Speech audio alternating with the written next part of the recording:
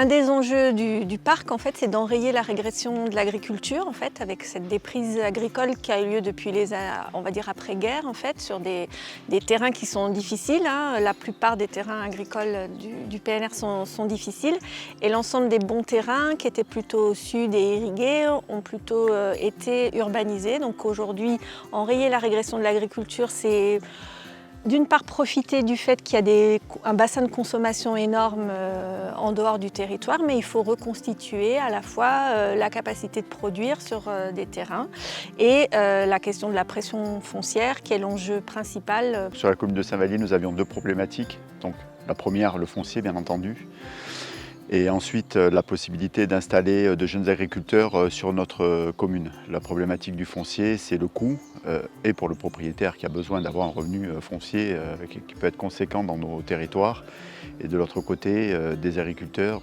qui doivent s'installer à moindre frais pour pouvoir survivre et vivre de leur exploitation. Dans les Alpes-Maritimes, c'est très compliqué de trouver du terrain. Du coup, quand on a eu l'opportunité de pouvoir répondre à l'appel d'offres ici, on n'a pas hésité, on a tout fait pour l'avoir. Parce que non seulement il y a le terrain, mais il y a aussi la maison qui fait que s'il y a un intempérie ou quoi que ce soit, on peut être sur place directement. J'ai cherché plus de 2 ans avant d'avoir un terrain, donc on n'a pas lâché l'affaire, quoi.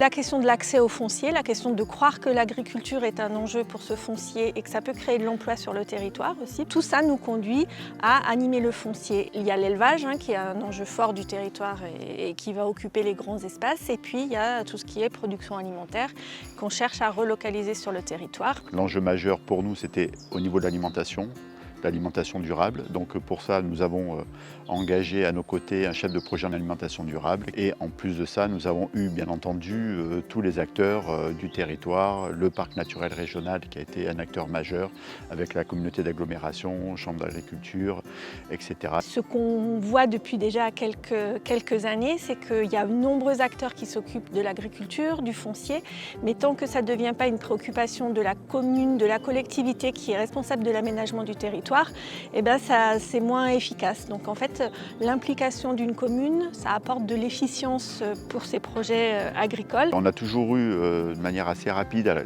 la constitution de PNR, puisque Saint-Vallier a participé à cette construction, cette naissance du parc naturel régional.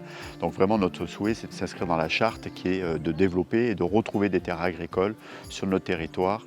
Donc nous sommes vraiment inscrits dans cette stratégie, et dès qu'on peut, on ouvre des territoires à l'agriculture et on accompagne des agriculteurs pour leur installation.